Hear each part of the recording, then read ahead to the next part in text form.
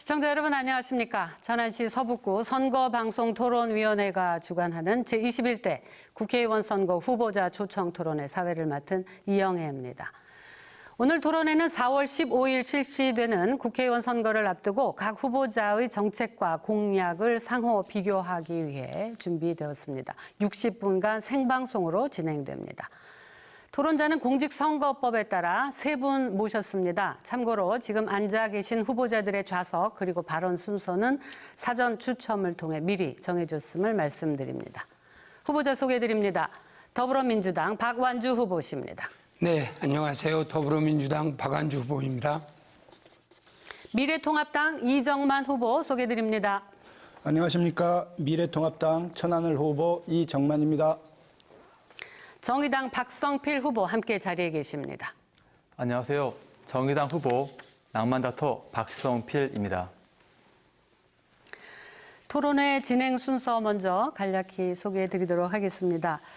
오늘 토론회 순서는 천안시 서북구 선거방송토론위원회가 정한 방식에 따라 시작 발언, 사회자 공통질문, 정책 검증 토론 후 상호 토론, 사회자 개별 질문, 마무리 발언 이런 순서로 준비해봤습니다. 자세한 진행 방식과 주제는 또 토론이 진행되면서 안내해 드리도록 하겠습니다. 토론자들의 발언 시간 엄격히 제한합니다. 만약에 주어진 발언 시간이 초과되면 마이크를 끄도록 하겠습니다. 또한 사회자가 제지합니다. 공정하고 원활한 진행을 위해 시간을 반드시 지켜주실 것을 다시 한번 당부드립니다. 시작 발언 시작할까요? 각 후보자에게 배당된 시간 1분입니다. 사전 추첨 순서에 따라 더불어민주당 박완주 후보 발언 시작합니다. 1분입니다. 사랑하는 천안 시민 여러분, 이제 3선에 도전합니다. 8년이라는 시간을 믿고 맡겨주신 시민 여러분께 진심으로 감사드립니다. 지난 8년 동안 많은 변화가 있었습니다. 성안 종축장 이전, 삼탄약장 군사보고구역 42만 평 해제, 미래 먹거리를 위한 SB 프라자와 2차 전지 인증센터도 생겼습니다. 박완주가 시작한 일, 박완주가 끝내겠습니다. 성안 종축장 활용, 직산 도시첨단산업단지, 업성 저수지 수변공원, 부성역 북부개찰소, KTX R&D 지적지구 등 시작한 수건사업 끝내도록 하겠습니다. 사랑하는 천안 시민 여러분, 앞으로도 해야 할 일이 많이 있습니다. 힘있는 삼선이 되어 더 큰 천안을 위해 광역시 수준의 천안 특례시를 만들겠습니다. 충남의 대표 일꾼으로 정치, 경제 모든 분야에서 힘있는 정치력을 보이겠습니다. 더 크게 키워주십시오. 반드시 더 크게 보답하겠습니다. 감사합니다. 네, 미래통합당 이정만 후보십니다. 존경하는 천안 시민 여러분, 저는 1989년 사법고시에 합격한 후 천안검찰청 지청장, 대검찰청 과학수사기획관, 중앙지검 특수부 검사 등 24년 검사를 한 정치 신인입니다. 검사하는 동안 대검 디지털 포렌식 센터 건립, 범죄자 DNA DB법 제정, 사이버범죄 수사단 창단 등 중요한 역할을 했습니다. 그래서 화성 연쇄살인 사건, 드루킹 사건, 최근 N번방 사건 수사 등 과학수사, 인권수사 발전에 큰 기여를 했다고 감히 자부합니다. 변호사를 시작한 후 천안 상공회의소와 700만 소상공인 연합회 자문변호사, 주민법률상담 등을 통해 시민과 함께 해왔습니다. 이번 선거는 조국 사건, 울산시장 선거부정 사건 등으로 훼손된 법치주의를 회복하고 무너진 서민 경제를 살리며 청년 일자리를 만드는 선거여야 합니다. 또 천안을 변화시켜 아이를 마음 놓고 키울 수 있는 도시로 발전시키는 선거여야 합니다. 저 이정만에게 기회를 주십시오. 감사합니다. 정의당 박성필 후보십니다. 어느덧 곳곳에 꽃이 아름답게 피는 4월이 되었습니다. 그러나 아직도 코로나19로 걱정들 많으실 겁니다. 개학은 한 달씩 미뤄지다가 이제는 사이버 강의를 시작한다고 합니다. 앞으로의 세상은 코로나19 이전과 이후로 나뉠 거라 합니다. 저는 의료인으로서 이번에 공공의료의 중요성을 재각성하게 되었습니다. 이제 공공의료를 강화해야 합니다. OECD 국가답게 적어도 OECD 평균 수준의 공공보건의료 갖추어야 됩니다. 이젠 개발도상국 시절에 개발 중심의 공약과 논리보다는 사회적 돌봄이 있고 존엄한 노년이 보장되는 공공의료가 튼튼한 사회로 나아가야 합니다. 건강한 사회, 의료비 걱정 없는 나라, 저 박성필이 하겠습니다. 네, 세 분 시작 발언 들으셨습니다. 이제 공통질문 시작해 볼까요? 공통된 주제에 대해 각 후보자들께 답변 듣습니다. 답변 시간은 1분 30초고요. 그 순서는 이정만 후보부터 시작합니다. 질문 드리겠습니다. 팬데믹 쇼크로 이어진 이번 코로나19 사태, 총체적 대응 체계가 절실하다는 것을 우리 모두 깨닫고 있습니다. 앞으로 세계적으로 확산될 수도 있는 이러한 코로나19와 같은 재난을 예방하기 위한 아주 종합적인 대책이 필요하죠. 구체적인 구사항 있으시면 듣도록 하겠습니다. 이정만 후보 답변 듣습니다. 1분 30초입니다. 네, 코로나19 사태는 우리의 우수한 의료진과 공무원, 자원봉사자들의 헌신과 노력으로 나름대로 잘 대처되고 있어서 다양스럽게 생각합니다. 이번 사태가 진정이 되면 백서를 만들어 부족한 점이 무엇인지 반성하고 종전의 매뉴얼을 대대적으로 정비해서 향후 이런 사태가 발생했을 때 체계적으로 대처해야 합니다. 또 재난에 대한 대처는 전문가를 컨트롤 타워로 임명해서 전문가에게 맡겨야 합니다. 정치 논리가 개입하면 안 됩니다.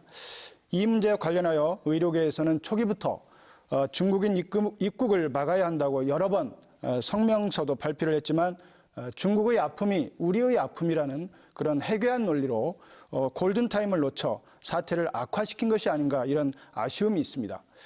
이번 사태를 겪으면서 박정희 때 시작되어 역대 정부에서 발전시켜온 우리나라 의료 시스템의 우수성이 다시 한번 확인되었습니다. 그런데 의료보험 시스템이나 의료산업 발전에 별다른 공이 없고 우수한 의료진의 배출에도 별다른 공이 없는 이 정부 사람들이 마치 자신들이 잘했다고 자화자찬하는 것은 굉장히 염치 없는 일이라고 생각이 됐습니다. 네, 이상입니다. 네, 잘 들었습니다. 박성필 후보 답변 듣습니다. 코로나19 사태를 겪으면서 공공의료가 얼마나 중요한지 절감하고 있습니다. 저는 세 가지 방안을 제안합니다. 첫째, 국립중앙의료원을 확장 이전하고 주요 국립대학병원에 권역별 감염병 전문병원 설립해서 감염병 관리와 재난의료 등을 관리해야 합니다. 또한 지역 공공의료를 책임지는 지방의료원도 확대해야 합니다. 국립중앙의료원과 지방의료원을 전국적으로 묶는 공공의료 체계를 만들어야 합니다. 둘째, 감염병 비상 상태에 맞서 지역 최일선에서 의료 문제를 담당할 공공의료 인력을 확보를 시급하게 해야 됩니다. 이를 위해 공공의료 인력의 처우를 개선하고 아직도 많이 있는 비정규직을 정규직화해야 합니다. 셋째, 전국 및 주치의제 도입입니다. 이미 영국, 프랑스, 스웨덴 같은 나라에서는 주치의제 실시하고 있습니다. 의사와 시민이 자발적으로 참여하는 한국형 주치의제를 도입해야 합니다. 나와 가족 병력을 모두 알고 있고 예약해서 찾아가는 주치의가 있다면 이런 사태에도 더 잘 대처할 수 있을 것입니다. 박완주 후보 답변 듣습니다. 네, 오늘로써 전 세계 188개 나라 확진자가 100만 명을 돌파했고 사망자가 5만 명을 넘었었습니다. 그러나 우리 대한민국에서는 오늘 1만 명의 확진자와 6,021명의 격리 해제자가 나왔습니다. 코로나19 극복 모범 사례 대한민국이라고 온 세계가 주목하고 있습니다. 이곳에선 바로 의료진과 방역당국 그리고 국민이 함께 이뤄낸 성과라고 생각합니다. 실제로 많은 외국에서는 이 빠른 검진과 바이러스 확산을 원천 차단하는 이런 노력, 두 번째는 신속한 투명한 정보 그리고 역학조사를 통해서 헤쳐나왔습니다. 마지막으로는 높은 시민의식입니다. 개인위생 수준과 사회적 거리두기 등 정말로 온 국민이 함께했습니다. 그러나 부족한 면도 많이 있었습니다. 먼저 그 확진 초기에 감염병 예방 위생 수칙과 관련된 일관되지 못했던 메시지는 다시 한번 점검해야 되고요. 두 번째로는 분리치료 경로를 확보했습니다. 유증상자 및 의심 환자가 의료기관을 찾았을 때 최소화하는 방안도 검토해야 됩니다. 총선 공약으로 감염병 전문 연구기관과 권역별 감염병 전문 병원을 설립할 것을 민주당은 공약하고 있습니다. 마지막으로는 10년간 2,151억 원의 백신 개발을 하겠습니다. 네, 감사합니다. 두 번째 공통 질문 준비되어 있습니다. 디지털 성범죄 관련 질문입니다. 처음 답변하실 순서는 박성필 후보부터입니다. 최근 N번방 사건에서 보듯이 그간 우리나라는 디지털 성범죄 심각성에 비해 그 대처가 아니했다라고 하는 반성이 있습니다. 디지털 성범죄 근절을 위한 제도나 정책 등이 시급할 텐데요. 구체적인 방안 듣도록 합니다. 박성필 후보 답변 듣습니다. 역시 1분 30초입니다. 디지털 성범죄의 엄벌과 재발 방지를 위해 지금 당장 입법이 시급합니다. 박안주 후보님, 하루라도 선거운동을 멈추시고 국회로 돌아가 N번방 방지 및 처벌법을 처리해 주시길 부탁드립니다. 위성정당 만든 속도라면 당장 처리할 수 있습니다. 디지털 성범죄 종식을 위해서 디지털 성폭력에 대한 국가 비전 수립하겠습니다.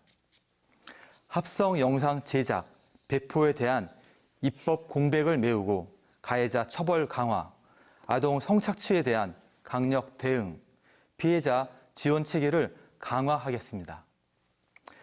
디지털 성범죄 유통 구조를 차단하고 단속 수사를 강화하겠습니다. 디지털 성범죄는 예방이 우선입니다. 현행법상 범죄 수익의 수혜자인 유통 플랫폼 기업에 대한 처벌은 미흡합니다. 공급망에 대한 단속 처벌 강화하고 온라인 플랫폼 사이트에는 삭제 의무를 부여하겠습니다. 정의당은 그 어느 정당보다도 N번방에 대해서 문제를 제기하고 함께 해왔습니다. 앞으로도 함께 할 것입니다. 감사합니다. 네, 박완주 후보 답변 듣습니다. 네, 네 가지 과제를 해야 될 것 같습니다. 디지털 성착취 개념의 입법화를 해야 될 것입니다. 현행법은 아동 청소년 이용 음란물이라고 표현하고 있습니다. 이 부분을 아동 청소년 성착취 음란물로 변경하고 처벌 기준, 행위 양태에 대해서 구체화해야 될 것입니다. 두 번째로는 처벌 대상에 현재는 제작, 유통, 배포, 소지까지는 가능하지만 시청이나 접근까지 확대하는 규제가 없습니다. 주요 국가에서는 다운로드라든지 시청 등에 대해서도 처벌 규정을 두고 있습니다. 세 번째로는 피해자 보호를 위한 즉시 삭제 제도를 도입해야 될 것입니다. 실제로 가해자 처벌뿐만 아니라 피해자 차단을 위한 삭제도 아주 중요한 과제입니다. 영국 같은 경우에도 피해 구제 제도를 참고해서 실제로 삭제 제도 도입하는 방안, 이 부분에 대해서 동료 의원인 백혜련 의원께서 N번방 사건 재발 금지 3법을 발의했습니다. 형법 개정과 성폭력 처벌법 개정, 그리고 정보통신망법 개정안입니다. 이 부분이 20대 국회에서 반드시 처리하도록 민주당이 앞장서도록 하겠습니다. 마지막으로는 제작 및 유통 차단을 위해서는 국제 공조도 강화돼야 됩니다. 네, 고맙습니다. 이정만 후보십니다. 네, 최근 N번방 사건이 우리에게 충격을 주고 있는데요. 이런 범죄에 대한 이야기가 나올 때마다 저는 개인적으로 감회가 새롭습니다. 저는 일찍이 디지털 기기를 이용한 범죄에 대한 대처가 잘 되어야 된다고 생각을 해서 대검찰청 국가 디지털 포렌식 센터를 건립해서 디지털 증거 분석 시스템 구축에 기여했고 사이버 범죄 수사단을 창단을 했습니다. 그래서 우선 그 디지털 범죄가 발생을 했을 때 반드시 범인을 색출해서 처벌되도록 해야 합니다. 그러려면 수사기관의 사이버 범죄 수사 역량이 강화되어야 합니다. 범죄는 끊임없이 첨단 기법을 이용해서 이루어집니다. 그런 범인을 잡기 위해서는 수사기관의 수사 역량이 거기에 따라가야 합니다. 그렇게 하기 위해서는 그런 기술적 진보를 이루기 위해서는 과감하게 인력과 예산이 지원되어야 합니다. 두 번째, 디지털 성범죄는 민감성이나 피해가 오프라인 범죄보다 훨씬 큽니다. 그런데 현재의 법 체계를 보면 대부분 오프라인 범죄를 기준으로 해서 마련이 되어 있기 때문에 처벌 기준이 좀 약합니다. 그래서 이거를 좀 더 강화해서 처벌할 필요가 있다고 생각합니다. 그리고 마지막으로 청소년을 상대로 하는 성범죄가 얼마나 큰 범죄인지 교육하는 것이 필요하다고 봅니다. 디지털 성범죄는 실제 온라인에서 이루어지는 경우가 많아서 고맙습니다. 예, 시간이 다 됐습니다. 예. 다음 시간에 마저 듣도록 하겠습니다. 예. 공통질문 마지막 준비됐습니다. 선거제도 관련 질문이죠. 이번 선거부터 도입되는 준연동형 비례대표제, 사표가 많은 다수 대표제의 단점을 보완하기 위해 만든 제도이기는 합니다. 그러나 본연의 취지가 무색해졌다라고 하는 비판이 있는 것도 사실입니다. 비례대표제 등 선거제도 전반에 대한 개선 방안 준비하신 말씀 듣겠습니다. 순서에 따라 박완주 후보, 이정만 후보, 박성필 후보 순서로 진행합니다. 1분 30초입니다. 박완주 후보십니다. 네, 먼저 준연동제 비례대표 개선했던 것은 국민의 의사 왜곡을 최소화하고 다양한 정책 기반 정당을 의회에 진출하게 하자, 이런 취지에서 시작을 했는데, 준비된 도표를 잠깐 보여드리면요. 이게 81년도부터 2010년까지 주요 국가 총선 결과에 나타난 불비례성입니다. 맨 위에 네덜란드가 1.08. 여기서 불비례성이라고 하는 것은 실제 의석수에 반영되지 못한 유권자 표의 비중을 나타납니다.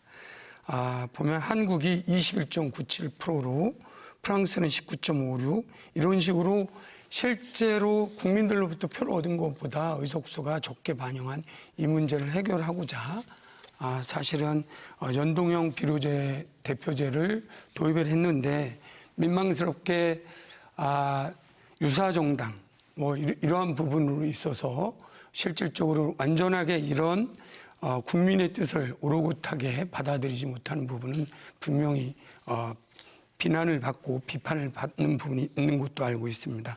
다만 이러한 부분들이 실질적으로 지난 2년간 논의하면서 야당과 여당이 2년간 정치개혁을 위해서 논의하면서 정말로 합의를 이뤄내지 못해서 이뤄낸 비극이다, 저는 이렇게 생각을 합니다. 네, 잘 들었습니다. 이정만 후보십니다. 네, 이 제도와 관련해서 저는 우선 민주당에 사과를 요구하고 싶습니다. 선거법은 경기의 규칙입니다. 그렇기 때문에 심지어 독재 정권 하에서도 선거법만큼은 여야 합의로 지금까지 처리되어 왔습니다. 그런데 이번에 민주당은 헌정사상 최초로 제1야당을 배제하고 군소정당과 함께 강행 처리했습니다. 이것은 민주당이 공수처법을 통과시키기 위한 목적이었다는 것이 언론 보도를 통해서 밝혀졌습니다. 연동형 비례대표제는 다당제를 촉진해서 양당제의 폐해를 줄인다는 그런 표면적인 명분이 있습니다만, 우리나라와 같이 타협과 상생의 정치 문화가 부족한 나라에서는 항구적으로 정치 불안이 생길 수 있는 그런 제도입니다. 그러다 보니 벌써 위성정당이 만들어지고 의원 꾸어주기 등 해괴한 일이 지금 벌어지고 있습니다. 민주당은 처음에 자유한국당이 비례정당을 만든다고 할 때 비난을 했습니다만, 스스로 또 위성정당을 만드는 그런 내로남불 행태를 보여주고 있습니다. 이 제도는 또 국민들이 직접 선택을 받을 능력이 없는 그런 사람들이 또 국회의원이 되는 통로가 되기도 합니다. 이와 같이 이 선거구 제도는 장점보다는 단점만 적나라하게 노정되었다고 볼 수 있습니다. 따라서 다음 국회에서 반드시 폐지하거나 대폭 개정하는 것이 맞다고 그렇게 생각을 합니다. 네, 박성필 후보 답변 듣습니다. 박완주 후보께 묻겠습니다. 더불어시민당은 더불어민주당과 어떤 관계입니까? 이정만 후보께도 여쭙겠습니다. 미래한국당은 미래통합당과 어떤 관계입니까? 정당이 대부업체처럼 돈 꿔주고 의원도 꺼주었습니다. 엄연히 다른 정당인데 공천에 개입하고 자매니 형제니 누가 적자니 이러고 있습니다. 비유한다면 급식 시간에 줄을 선 학생들 중에서 힘센 학생 한 명이 새치기를 하니까 그 다음 힘센 학생이 다른 친구들과 함께 혼자 새치기가 그러니까 같이 새치기 하자고 한 꼴이나 다름없습니다. 저희 정의당은 같이 새치기 하는데 반대했습니다. 현명한 국민 여러분의 엄중한 판단과 심판이 필요하다고 봅니다. 원칙을 지키는 정의당은 이를 더 이상 두고 볼 수 없습니다. 우선 헌법을 무시하고 위헌적으로 설립된 위성정당 창당을 금지하겠습니다. 그리고 국민의 의사가 반영된 국회가 만들어질 수 있도록 100% 민심 연동형 비례대표제로 바꾸겠습니다. 국민의 의사가 제대로 반영된 국회, 국민을 닮은 국회로 바꾸겠습니다. 네, 잘 들었습니다. 공통질문 3가지 짚어봤습니다. 이번에는 토론의 방식을 바꿔볼까 합니다. 정책 검증 토론 시간 준비해봤는데요. 후보자는 이미 다양한 공약을 발표하고 정책을 제시한 바 있습니다. 후보자들 간의 정책을 검증해보는 시간 갖도록 하겠습니다. 한 후보가 먼저 공약을 발표하면 다른 두 후보가 차례로 질문하는 순서입니다. 그 질문은 각각 2번의 기회를 드리도록 하겠습니다. 공약 발표 시간은 2분이고요. 질문 시간은 각각 30초, 답변 시간은 각각 1분입니다. 정책 검증 토론 순서는 박성필 후보부터 시작하겠습니다. 박성필 후보께서 공약 2분을 발표하시면 박완주 후보께서 2차례 개별 질문하시고 이정만 후보께서 2차례 개별 질문하실 수 있습니다. 공약 듣습니다. 2분입니다. 건강보험 하나로 의료비 걱정 제로, 건강한 천을 위해 줄이겠습니다. 건강보험공단의 입원비 보장률 90%로 올리겠습니다. 연간 의료비는 100만 원을 상한액으로 하겠습니다. 소아암은 전액 건강보험으로 처리하겠습니다. 학교급식 걱정 제로, 방사능 프리 급식제 확대하겠습니다. GMO 농산물 규제하겠습니다. 과로사 제로, 노동시간을 줄여 쉼표가 있는 삶 되게 하겠습니다. 안전한 천안을 위해 늘리겠습니다. 공공병상, 음압병상 확충하고 감염병 전문병원 지정 설립하겠습니다. 대중교통 개선을 위한 버스 공용제 도입하겠습니다. 지방자치단체에서 버스를 매입하고 운전사를 고용하며 심야버스도 구축하겠습니다. 재난적 기본소득은 지역화표로 지급하겠습니다. 책임있는 천안을 위해 지키겠습니다. 국가의 건강관리 책임제를 실현하여 18세 이하 아동 청소년 치과 주치의제 실행하겠습니다. 장애인 주치의제는 강화하겠습니다. 일봉산 등 도시공원 지키겠습니다. 천안시가 도시공원 부지를 매입하고 도시공원 임차 제도 등 대안을 마련하겠습니다. 그리고 도시공원 일몰제 대응을 위한 민간협의체 구성하겠습니다. 비정규직 감축 및 차별 금지하겠습니다. 비정규직 차별금지법을 도입하여 유사 동일 업무, 정규직 대비하여 차별 금지하겠습니다. 플랫폼 노동자 보호법 제정하겠습니다. 배달 앱 등 새로운 형태의 노동에 대한 보호 입법을 추진하겠습니다. 네, 잘 들었습니다. 예. 박완주 후보 질문하실 순서입니다. 30초입니다. 네, 국민의료비 걱정 줄이는 측면에서 아주 의미 있는 공약이라고 생각하는데요. 문재인 정부에서 비급여 해소를 위해서 비급여 6조 8천억 중에 선택진료 상급병실 9,600억, MRA 등 5천억, 의료급여, 의학적 비급여 5천억 등 해서 한 1조 9천억을 줄였는데요. 후보님이 말씀하신 90%까지 보장성을 강화하는 방식이 어떤 건가요? 바로 답변하시죠. 네.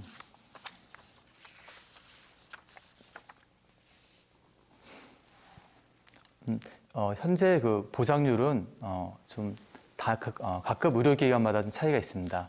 이를테면 가장 흔하게 접근하는 약국의 경우는 보장률이 한 65%까지 된다면 그다음에 의원은 한 60%, 그리고 종합병원은 한 55%가 됩니다. 실제로 종합병원이나 그러니까 대학병원 같은 그런 큰 병원을 간다면 그만큼 중증이 경우가 많습니다. 그리고 장기간, 그렇기 때문에 비용도 많이 들기 때문에 거기서 지금은 그 낮은 단위, 그러니까 약국 같은 데서 보장이 높은데 그것을 대학병원, 종합병원 같은 데서 보장을 높여가지고 큰 부담을 줄이겠다. 그런 것이 되겠습니다.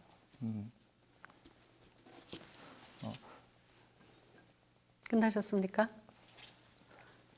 그리고 네, 예, 시간이 다 끝났습니다. 예. 됐습니다. 예, 한 번 더 질문하실 수 있습니다. 네, 그래서 저도 그 비급여를 줄이는 게 보장성을 강화하는 건데 문재인 정부에서 6조 8천억을 줄이자고 하는 목표 속에서 1조 9천억 약 28%를 줄였습니다. 그래서 실제 국민들에게 3,600만 명에게 보장성의 혜택을 받고 2조 2천억의 의료비 부담을 줄여줬는데 방금 말씀하신 것처럼 25%를 더 보장성을 높이기 위한 단계별 예산 이런 부분들이 설득력이 있어야 되지 않을까. 답변 듣겠습니다.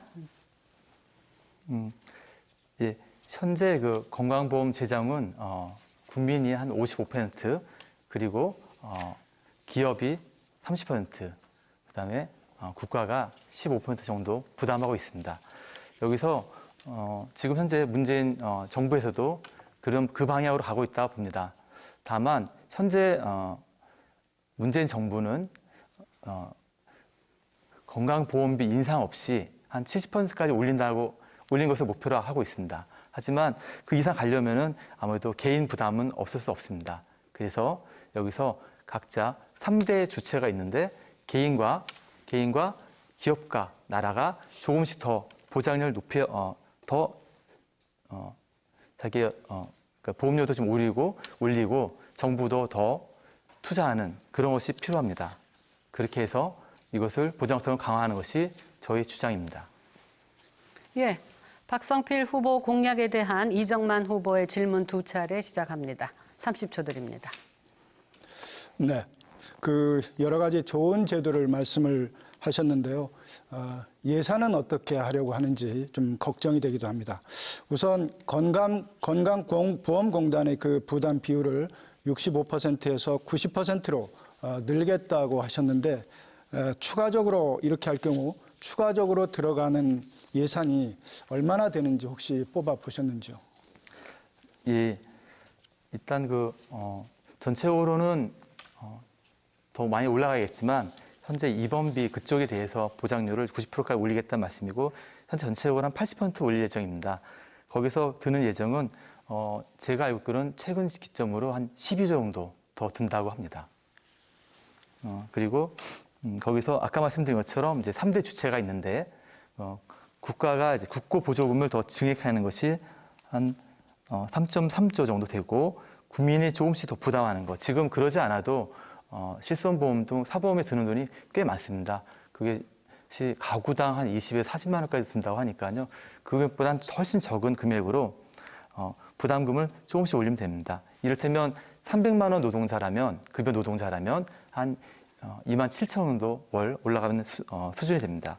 거기서 이제 한 7조 정도 부담이 되고 그 다음에 회사 측에서 나머지 부담 한 4조 정도 부담을 하는 수준이 되겠습니다. 보충 질문하실 수 있습니다. 네, 추가적인 예산을 구체적으로 어떻게 조달하실 예정인지 좀 말씀해 주십시오. 네. 다시 또 설명드려야 될 텐데요. 네. 3대 주체가 있는데, 개인이 이제 내는, 이제 건강보험료가 있지 않습니까? 근데, 현재 보장률이 좀 낮다 보니까 아무래도 의료비 걱정 때문에 실손보험 또는 암보험 등 많이 가입해 있으십니다.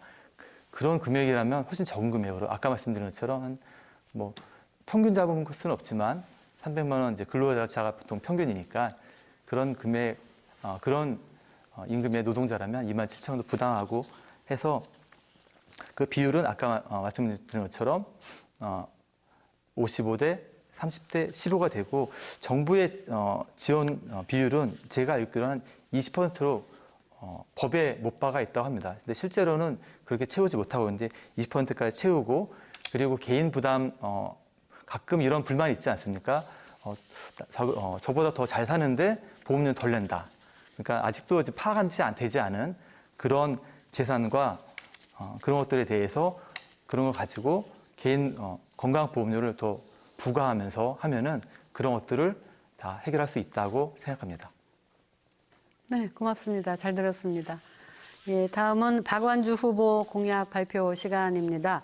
공약 발표 시간은 2분이고요. 거기에 대한 질문의 순서는 이정만 후보 먼저, 그다음 박성필 후보 질문 2차례 각각 하실 수 있습니다. 박완주 후보 공약 듣습니다. 2분입니다. 네, 총 9대 분야 75개의 공약을 준비했습니다. 먼저 지방자치 분권을 위해 천안을 광역시 수준의 천안 특례시를 만들겠습니다. 국가균형 발전을 위해서 수도권 소재 2차 공공기관을 천안에 유치하겠습니다.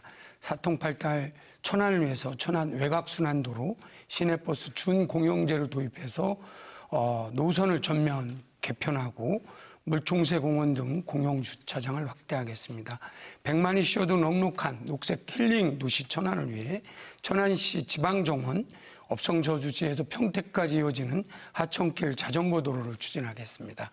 천안의 새로운 100년을 위해 경제 활력 도시 강소연구개발특구 지정 반드시 해내겠습니다. 천안 지방합동청사 건립과 성안 종축장을 대한민국의 4차 산업을 이끌 제조혁신파크로 조성하겠습니다. 중소, 벤처, 청년, 소상공 모두의 꿈을 지키고 경제를 살리겠습니다. 중소벤처기업진흥공단 충청연수원을 차질 없이 완공하고 지역 전용화폐인 천안사랑카드를 1,000억 대까지 확대하겠습니다. 문화복지 천안을 위해서 불당동에 청소년 복합 커뮤니티 센터를 건립하고 직산, 입장, 백석, 부성 2동, 불당동 마을마다 도서관을 반드시 마련하겠습니다. 마지막으로 농촌의 행복과 시민의 건강을 지키겠습니다. 북부지역 항구적 가뭄 해결을 위해 아산호 여유수량 수계 연계 사업을 차질 없이 추진하겠습니다. 저소득층 취약계층을 위한 농식품 바우처를 도입하겠습니다. 9대 분야 75개 공약을 반드시 이뤄내도록 노력하겠습니다. 힘을 모아주십시오. 잘 들었습니다. 이정만 후보 질문 순서입니다. 네, 우리 박 후보님의 안전오염 제로 공약과 관련이 있어 보이는데요. 직산 송전설로 관련해서 질문을 좀 드리겠습니다. 주민들이 송전설로 지중화를 요청하고 계신 것은 알고 있죠? 네. 박 후보께서 송전설로 지중화 공사를 위해서 780억 원의 예산을 확보한 사실이 있습니까? 네, 있습니다. 답변 듣습니다. 1분입니다. 네, 지중화에 대해서는 2번에 걸쳐서 원래 애초에 송전은 지상에다 수립하는 거였습니다. 제가 19대 때 산업위 때 송전탑에 대해서 A안, B안 2가지 안을 갖고서 주민들 설명도 듣고 추진위원회가 16명이 있었는데요. 그 속에서 최초에 없던 지중화 예산을 한전에서 수립을 해서 추진위원들이 투표를 했습니다. 투표를 해서 10대 3으로 지상화하자라고 하는 결정이 있었고요. 그러한 부분에 대해서 1차적으로 지역마다 MOU 체결도 했고 일정 지역마다 발전기금도 수령하는 MOU 체결들이 있었는데 저는 이 부분에 대해서 불법적이거나 조금이라도 절차상 큰 하자가 있다라고 한다면 지정화를 추진하겠다라고 추진위원들한테 말씀드린 적이 있습니다. 네, 다시 질문하실 수 네. 있습니다.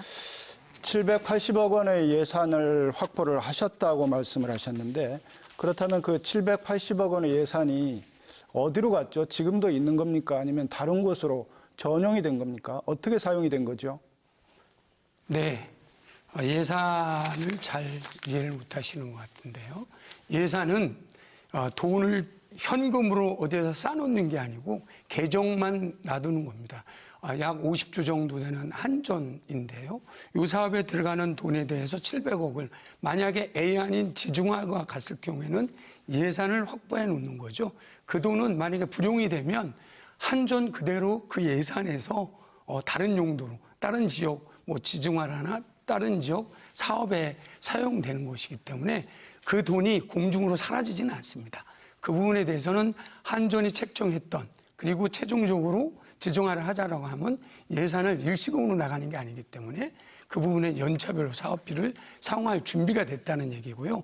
취소가 됐다고 하면 그거는 개정상에 있던 것이 없는 것입니다. 국가 예산도 마찬가지입니다. 이게 실제로 예산을 수립하면 현찰을 주는 게 아니고 개정을 주어서 필요할 때 그 부분을 주는 것입니다. 박완주 후보 공약 발표가 있었습니다. 박성필 후보 질문하실 수 있습니다. 2번 기회 드립니다. 네, 박완주 후보 공약 중에서 또 반가운 게 하나 있습니다. 그래서 지방 국공립대 무상 교육에 대한 것인데요. 이것은 뭐 정의당 또 그 전신인 민주노동당부터 이야기했던 바입니다. 그 중에서도 일단 국공립대에서 시작하신다는 말씀인데 그것에 대해서 좀 구체적인 말씀을 좀 듣고 싶습니다. 그리고 일전에 제가 듣기로는 지방 의대에 대해서도 이제 뭐 TO에 대한 말씀도 하셨던 것 같은데 그것에 대해서도 알고 싶습니다. 네, 먼저 지방 국공립대학을 완전 무상교육을 하자 이런 주장 공약을 했습니다. 이미 지방대학에서 어떤 형태로든 장학금 형태로 해서 약 70% 정도를 지방 국공립대학생들은 국가로부터 또는 뭐 여러 노트를 통해서 받고 있습니다. 그래서 이 부분이 실제 자부담하는 비율을 1년에 다 계산을 해봤더니 약 3천억 정도가 들어갑니다. 그러면 이 정도면 지방 국공립대 인재 양성을 위해서라도 국가가 정부가 투자를 해서 완전 100% 무상교육을 하는 것이 맞다라고 하는 것이 공약이고 이거는 작년에 교육부총리께도 대정부 질의를 통해서 긍정적으로 답변을 얻었던 것입니다.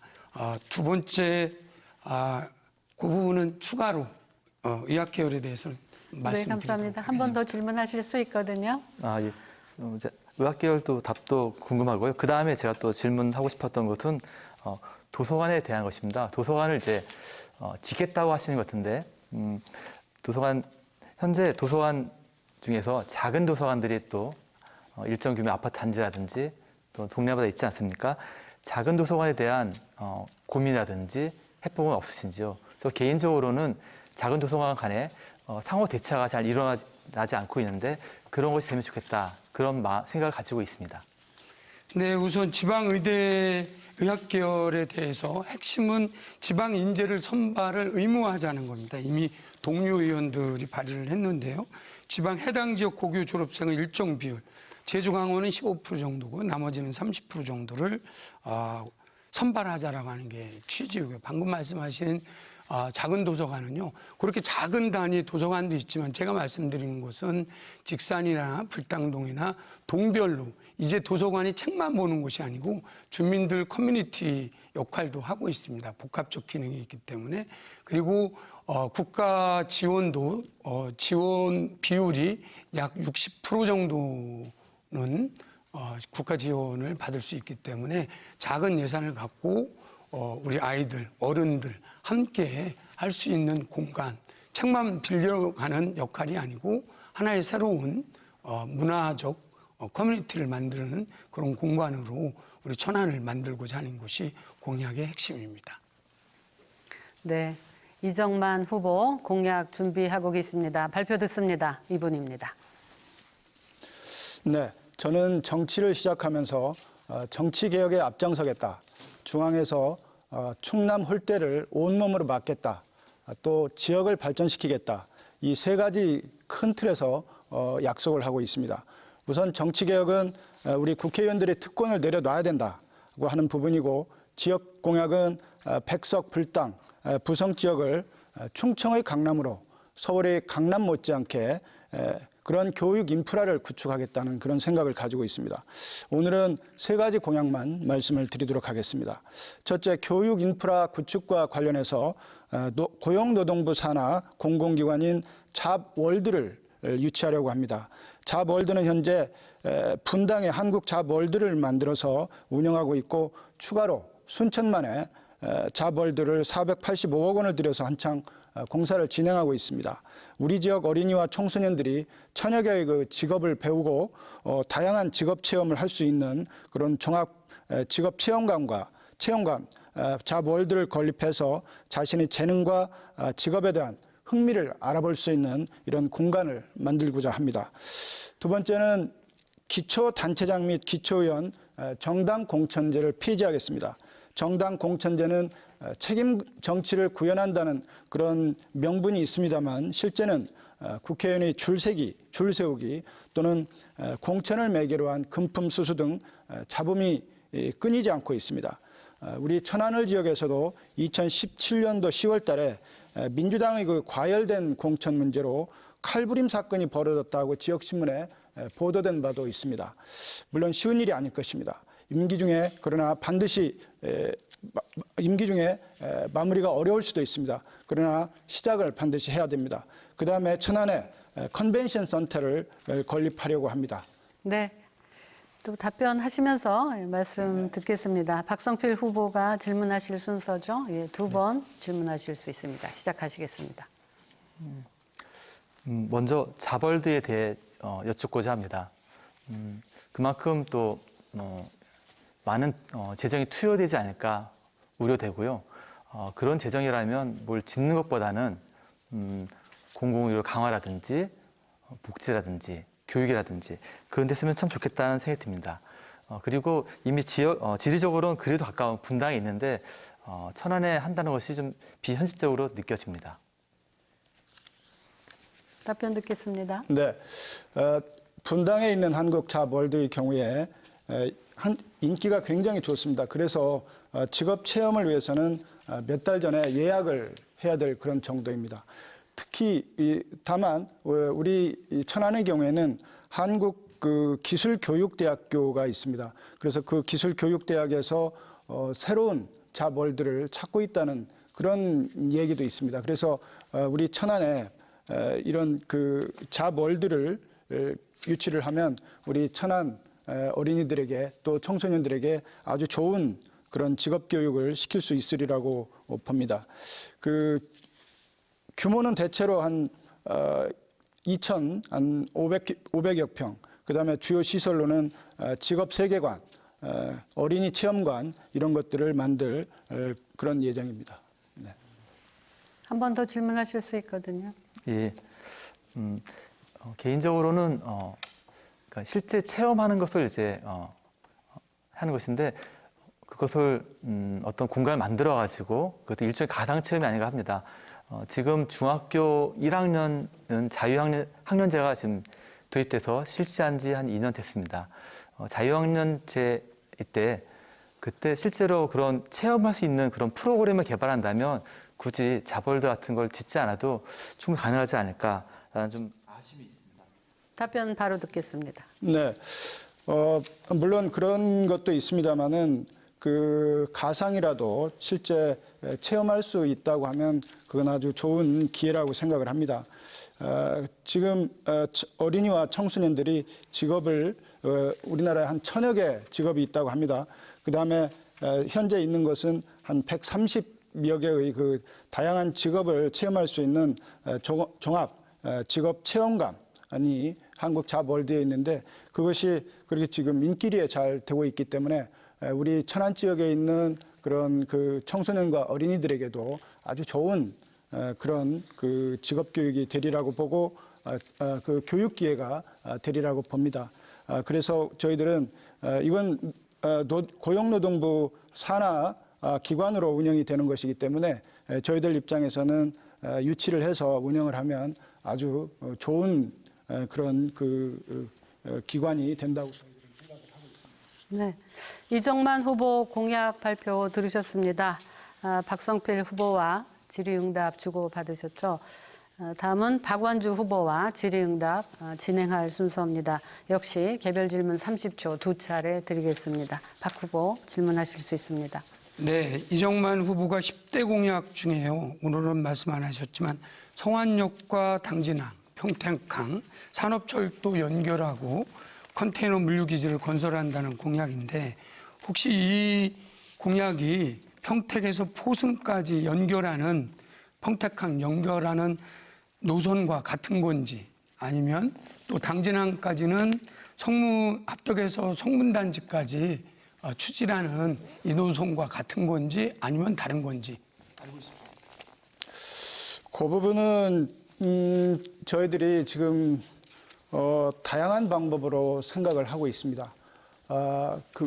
그래서 그런 구체적인 그런 방법에 대해서는 현재 우리 박상돈 우리 천안시장 후보가 지금 나와 계십니다만 이 집행이라고 하는 것은 아시겠습니다마는 시장이 하는 것이지 국회의원이 하는 게 아니기 때문에 토론을 통하고 여러 가지 공청회 등을 거쳐서 최적의 방법을 찾아서 그렇게 하려고 합니다.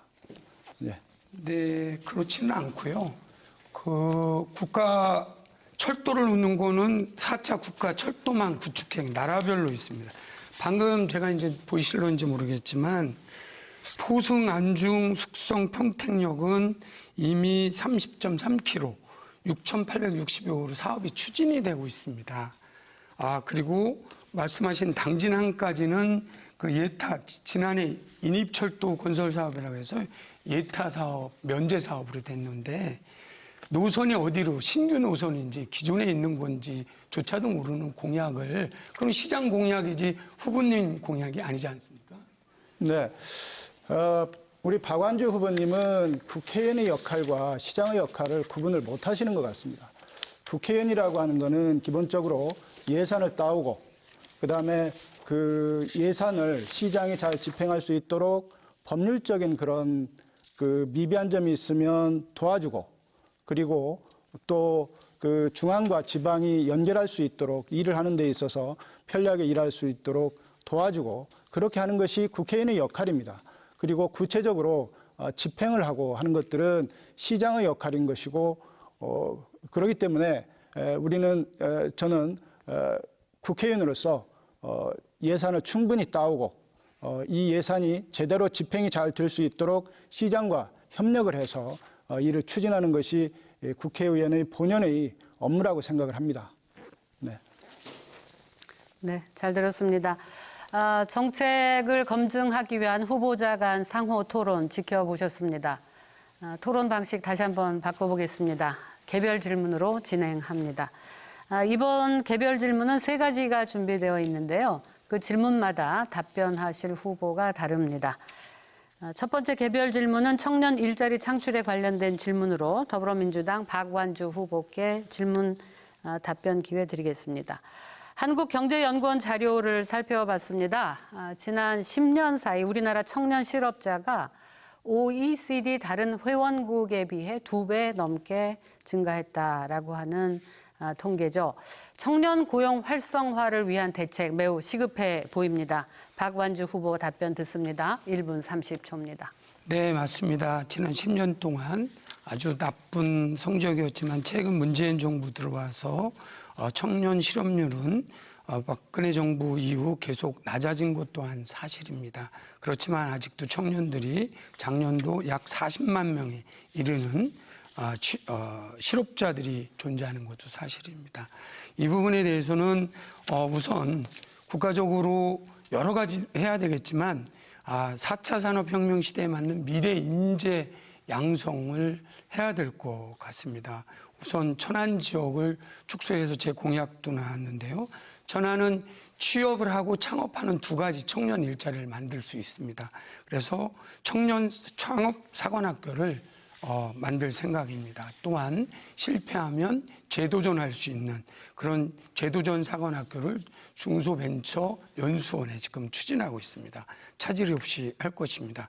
또한 청년들이 안정적으로 주거 문제도 해결이 돼야 또한 삶을 영위할 수 있습니다. 그래서 청신호라고 해서 천안 지역의 임대아파트 5천 세대 중 30%를 우리 청년과 신혼부부들을 위한 임대아파트도 조성할 예정입니다. 마지막으로 청년농을 위한 임대형 스마트팜 조성을 통해서 조성과 영 파머스 펀드를 조성할 예정입니다. 네, 잘 들었습니다.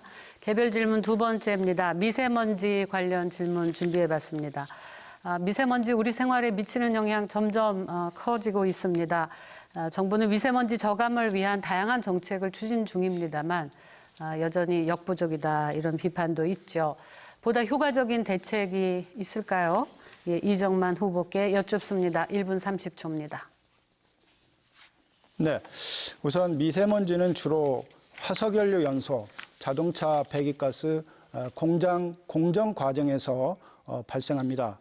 화석연료 연소는 주로 석탄 발전소와 관련이 있습니다. 지난해 발전원별 발전량을 보면 석탄이 40%, 원자력이 30%, LNG가 한 22% 정도 된다고 합니다. 발생 원인별로 대책을 보면 석탄 발전을 줄이기 위해 탈원전 정책을 즉각 철회해야 합니다. 멀쩡한 대기업이 지금 죽어나가고 있습니다. 그다음에 자동차 배기가스와 공장 제조 공정에서 발생하는 가스를 줄이기 위해서 배출 기준을 강화하고 전기차 사용을 독려하고 여러 가지 편리함을 줘야 되고 그다음에 수소차 개발 등을 또 적극적으로 추진할 필요가 있다고 생각합니다. 그리고 가장 중요한 점은 중국입니다. 중국발 미세먼지가 70%라는 그런 주장도 있는데요. 최근 미세먼지가 전년보다 좀 줄어들었다고 하는데 아마도 중국이 코로나로 인해 공장 가동률이 떨어져서 그런 것이 아닌가 이런 얘기도 있습니다. 이 정부가 중국 앞에만 서면 작아지는데요. 중국에 대해서 요청할 것은 요청하고 또 협조할 것은 협조하고 이렇게 해서 중국과 긴밀한 그런 관계 속에서 이 미세먼지를 줄여나가야 된다고 생각합니다.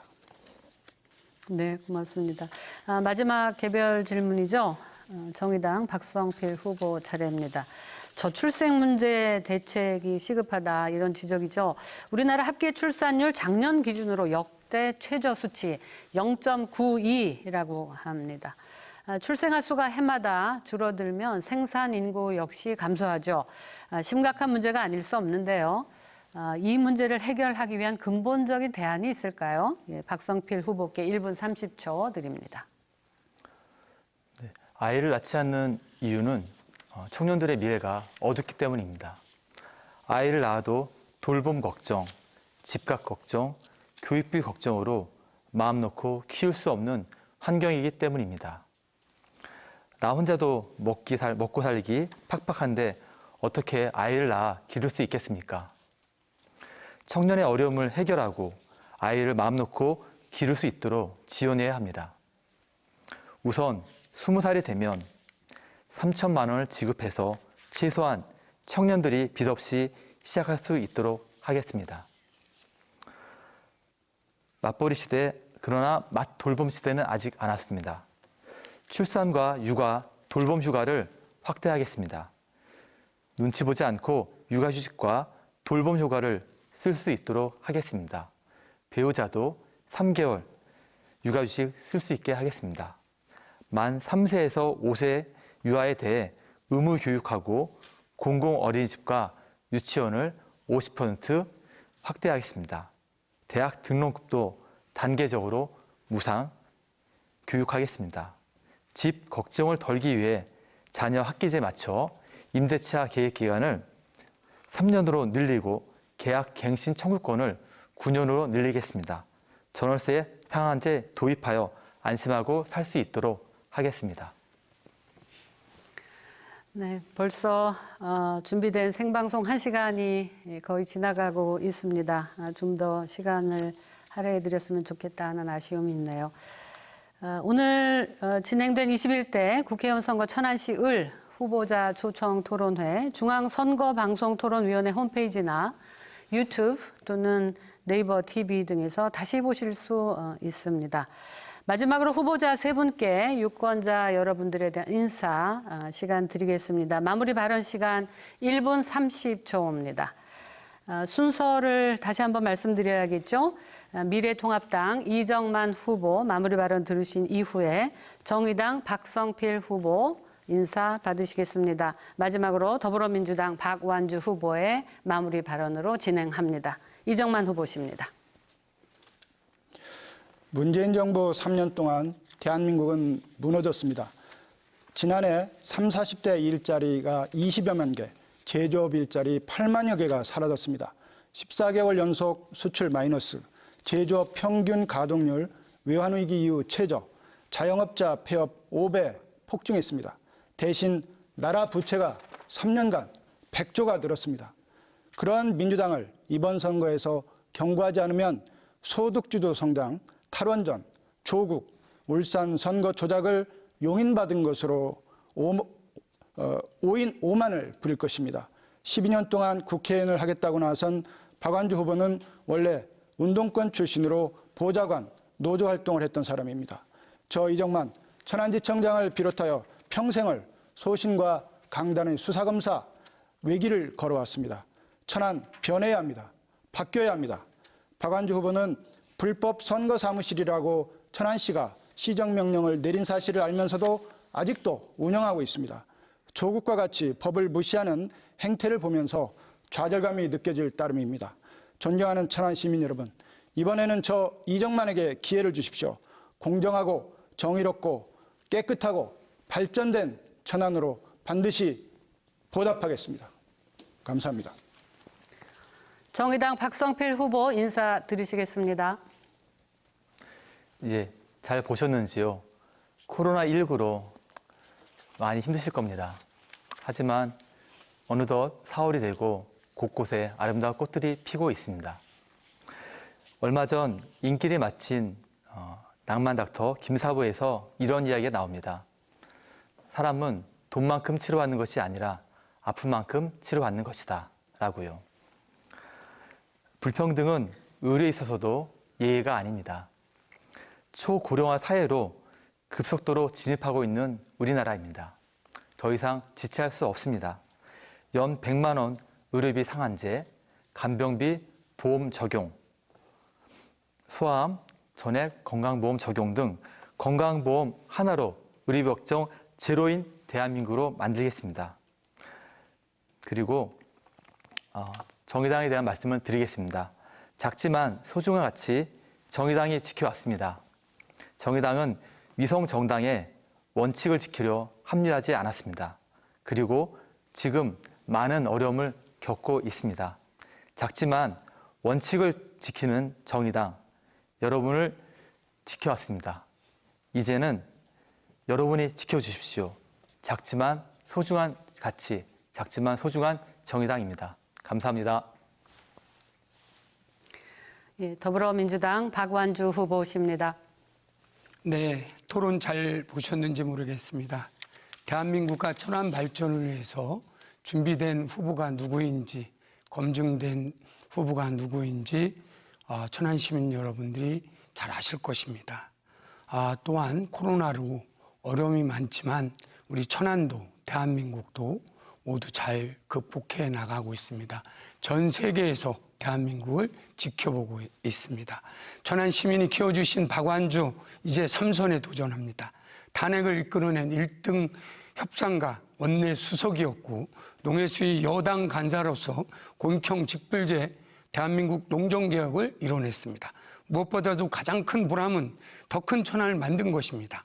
지난 8년 동안 국비 2조 원을 확보했고 성안 종축장 이전, 두정역 북부 출입구와 같은 오랜 수건 사업도 해결했습니다. 일 많이 했다. 정말 일 잘한다는 말씀 들을 때 가장 행복했습니다. 사랑하는 천안 시민 여러분, 천안시 세석 국회의원 중 한 명은 반드시 힘있는 중진으로 키워주십시오. 더 큰 천안 특례시를 만들겠습니다.